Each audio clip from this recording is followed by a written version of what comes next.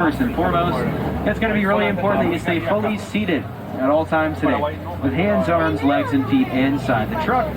Rule number 2, guys, please refrain from loud conversation out here. This keeps the animals safer, keeps those guests around you happier. So again, stay seated, refrain from loud conversation. We'll be in for a great trip to the reserve. Look above your head now at the animal spotting guide. That's a sample of what we'll see out there today. Not going to see every single one of those animals. We do usually have some pretty good luck. So now just waiting for clearance from the ward, then we'll head on in.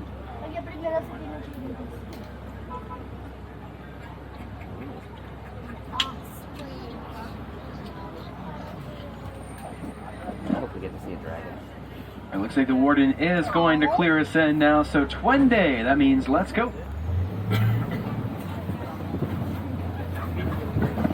So this first leg of our journey brings us here to the Little Ituri Forest. The animals out here like to use camouflage techniques to stay blended into their surroundings. So we have to keep our eyes open and see what we can find.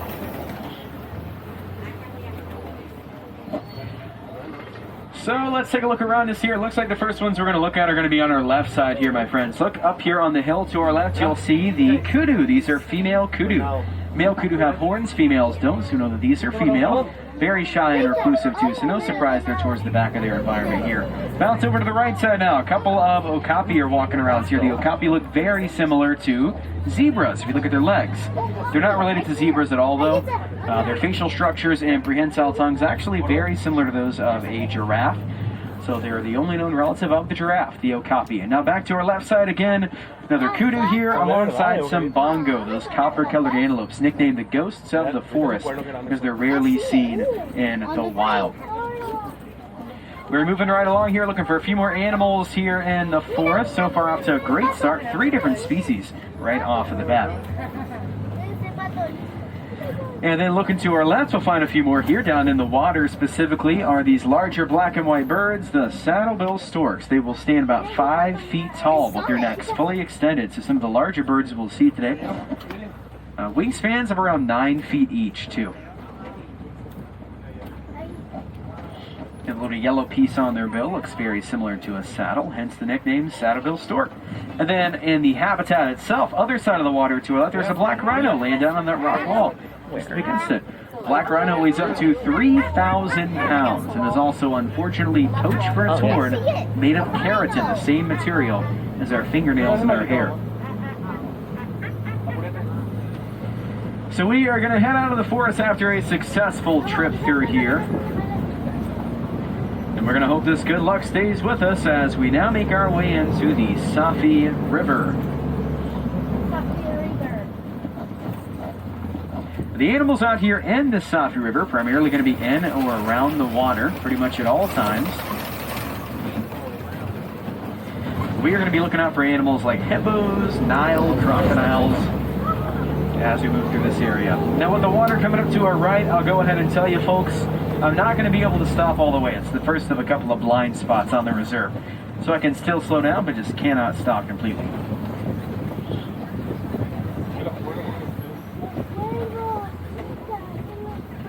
Hippos do hold their breath for up to 8 minutes at a time under the water, so usually it's easier to look for movement in the water. Things like bubbles, ripples, they can be key indicators that a hippo's down there somewhere. They're drying off. We find a group of hippos, which we do have a group here at the park somewhere. It's called the bloat of hippos. Just looking out for the bloat now to our left. Here's one. Look over to your left side here now. Now make sure you're sitting down though, but look on your left. You can see a hippo. Just see its back sticking out of the water.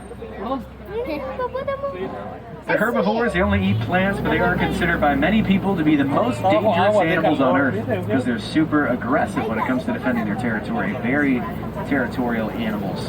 And the same can be said about the next animals that we'll see on the left. We cross the bridge and look beneath us. We are going to see some Nile crocodiles on the left side. Look at that. Large group of crocs on the shore. So the crocodile has extremely powerful jaws that can crush the bones of any of their prey, and although their diet primarily consists of fish, they have been known to attack just about anything that jumps in front of them, and yes, that does include humans. So on that note, let's just keep on moving.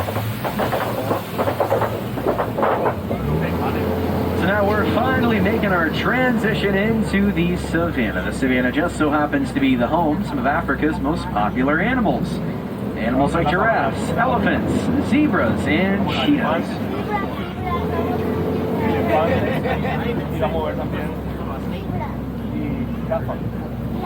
But before we enter the savannah, first coming up on the right side is a strange looking tree.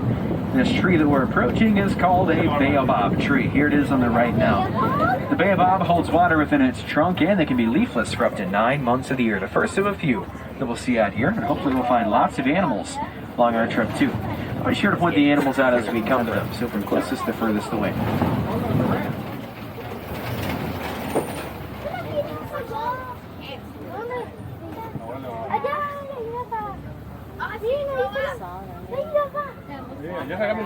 Oh, wow. Look, it's this tall thing. So we're entering the savannah now, looking out for animals on this side of the reserve too. It looks like we'll see lots of those Maasai giraffes coming up, probably the most popular animal that we'll see today. Giraffes are, of course, very food-motivated animals. They eat for up to 20 hours a day, sleeping for about 30 minutes a day. It's kind of a crazy ratio for them. Wow. Really? See them just taking their time on our right side here too. If they want to, their top speed's about 35 miles per hour. Wow. Just walking along rather slowly today though.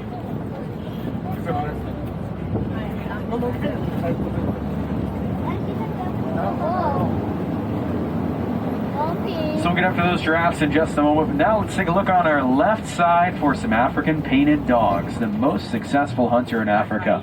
If you look inside the den, those are probably the easiest ones to see. See a few of them laying down in the den. You have an 80% success rate when it comes to hunting, just because of their ability to hunt as a group. And instead of barking like the dog you might have at home, the painted dog makes a noise that sounds similar to a squeak toy. So just resting, staying cooler this afternoon. Now they do share the same habitat with their hyenas, but they're never going to be out here at the same time. Usually hyenas are here in the evening, and then those dogs are going to be out here until about 5 o'clock. On the left, those brown antelopes in the corner are sable antelopes. Both male and female sables have horns, but the coat of the male gets a little darker as it matures. The gray antelopes to our left are wildebeest, moving in herds of up to 1.5 million at a time in the wild. Only other mammals that can move in larger groups than that are humans. Also, when you translate the word wildebeest from Afrikaans to English, it literally translates to wild beast. Pretty easy translation. Wait, is that real? We are going to see these termite mounds. Here's a pretty big termite mound on the left side here, those cone-like structures. They're made of a combination of dirt, saliva, and dung. It can be as hard as concrete. Animals know that, so they use them as scratching posts, back scratchers, or even lookout points by smaller antelopes.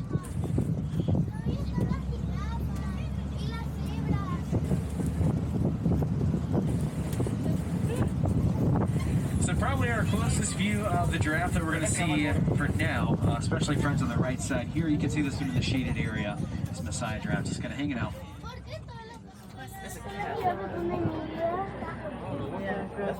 Of our younger males, definitely not the youngest one we have out here though. We have a baby giraffe about 10 months old. His name is Humphrey, so we can look out for little Humphrey today too. Another fairly popular animal on the right side, a Hartman's mountain zebra. The mountain zebra, the only type of zebra that has something called a dewlap, extra skin that hangs below their necks. Evident on this one on the right. And then to our left side, a few more giraffes. Pretty good view of, looks like 4 giraffes here together, including little Humphrey. See that smaller one, the second closest to the right, you'll see. Humphrey. We'll also notice the Ankole cattle on the right, those animals with the really big horns. Their horns are large, but also hollow with a honeycomb-like structure, providing for great blood circulation. Keeps them cooler on warmer days. A couple more zebras on the left, a couple more giraffes on the right.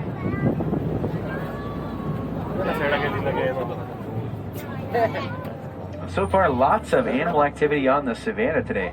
Wonderful sight to see that. And then we'll see one more giraffe to our left on the way out of here. This one, we might even get a glimpse of the prehensile tongue of this animal. Looks like it's reaching some of those leaves.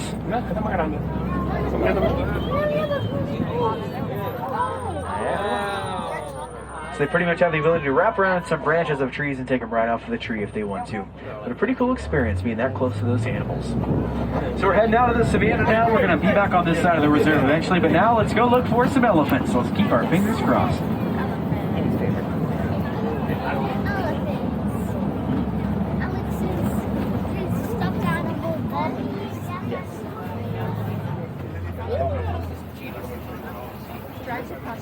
Yeah, yeah. They don't intermingle. Wow.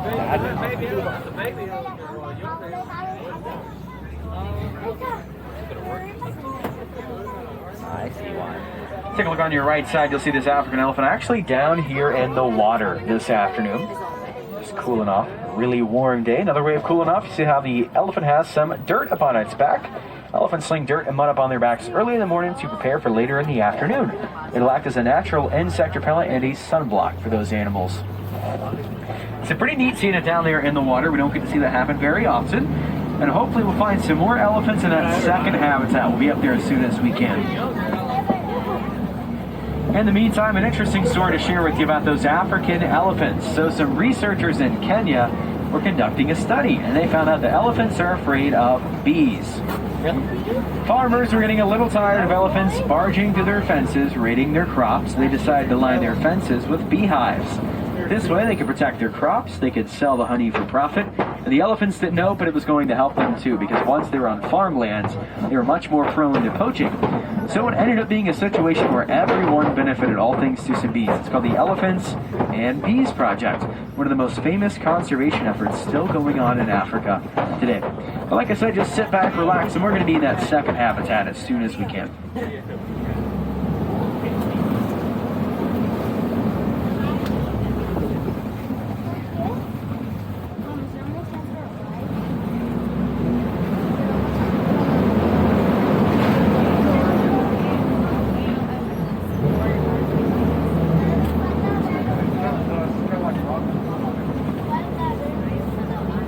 Here at the safari, we are lucky enough to have two groups of African elephants. We have a smaller group of males and a much larger group of females. Now, the youngest member of our female group is only about 5 years old. Her name is Stella. And during Stella's days, she's usually going to spend her time with her extended family, her aunts and her cousins. Now, at nighttime, young elephants like Stella go right back to their moms. Now, they spend the night with their immediate family. So that'll be a common theme for young elephants on reserves and in the wilds. If we see her today, a good chance she'll be with her extended family.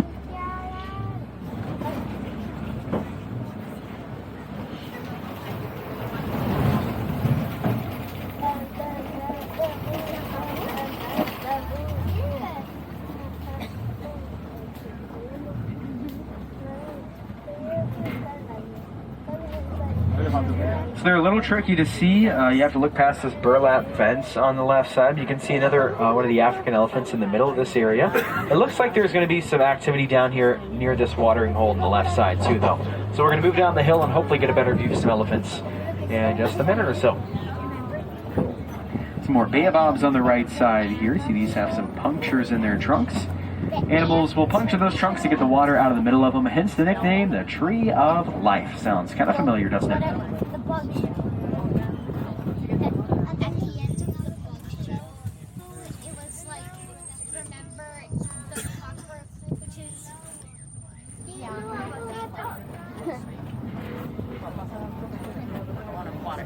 So just like we saw with that adult male elephant earlier, we're going to see some more activity to our left side here. This is our youngest elephant, our 5-year-old. Neat.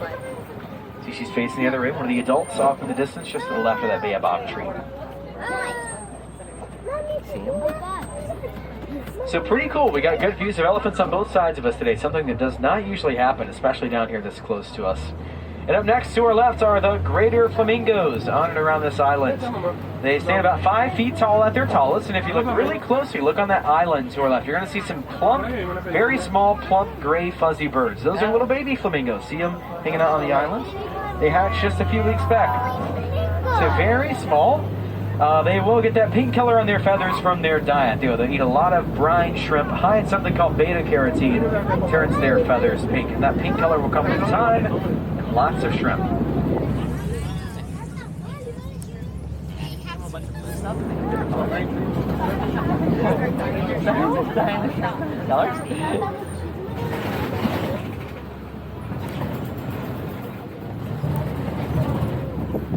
Brine shrimp. Poachers. They're brine shrimp. And they eat pink things. Things that make them. Now we're going to be looking out for some rhinos. And if you look to your left, you'll see them. We're going to be greeted pretty much immediately by those white rhinos. They're a little bit bigger than the black rhino we saw back in the forest. As adults, they can weigh up to a ton more, up to 5,000 pounds each. It's also a group of rhinos, and that is called a crash of rhinos, by the way. So a crash we're approaching to our left here.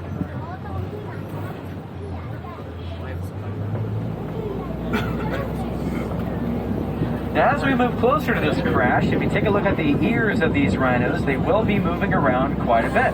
And they do that because their eyesight is just not that good.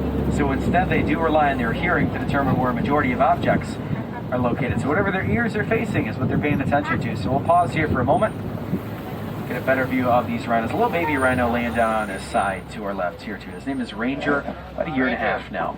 He was born October 2020.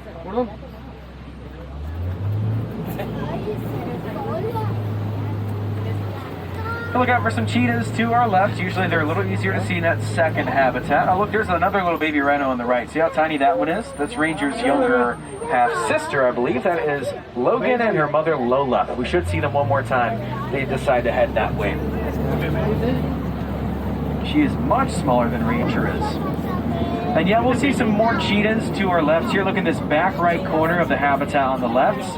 You can see them towards that back right corner to our left here. See them laying down up against that fence? Both facing the other way. Their top speed's about 80 miles per hour, and they can go from 0 to 60 in 3 seconds, just as fast as the launch of Rock and Roller Coaster in Hollywood Studios.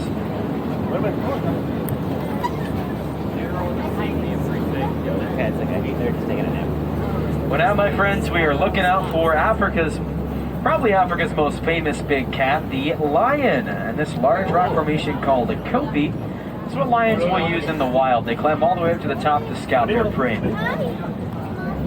They sleep for about 20 hours a day, conserving their energy for deep into the nighttime hours, so probably what's going on right now. Here's little Logan and her mom Lola on the right side here too. Look how tiny. It's a very small rhino. I say she's small, she probably weighs about 600 pounds right now. They gain about 5 pounds every day for the first few months of their life.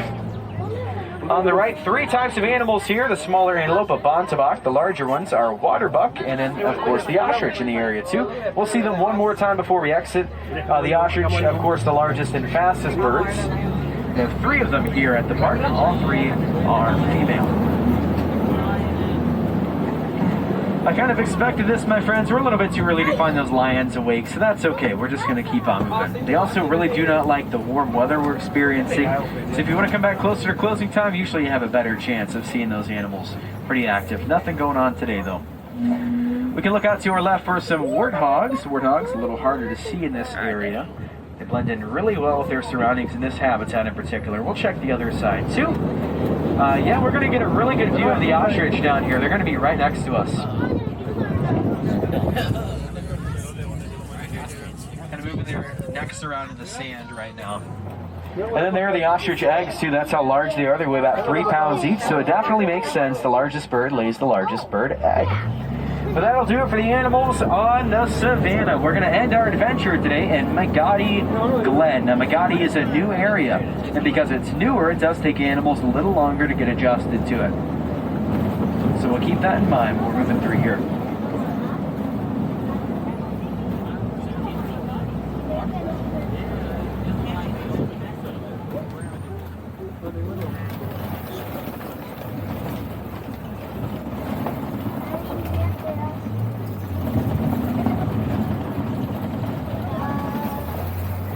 Looks like we'll find some animals here adjusting to their new surroundings quite well. At the very top of the hill to our left and also on the patio area are some small animals. These are the Nigerian dwarf goats. And these little goats can be found all over the world, primarily domesticated as dairy goats. And we're happy to have them out here as some of our newest residents here at Kilimanjaro Safaris. The whole squad's here today and a few more on the way out of here.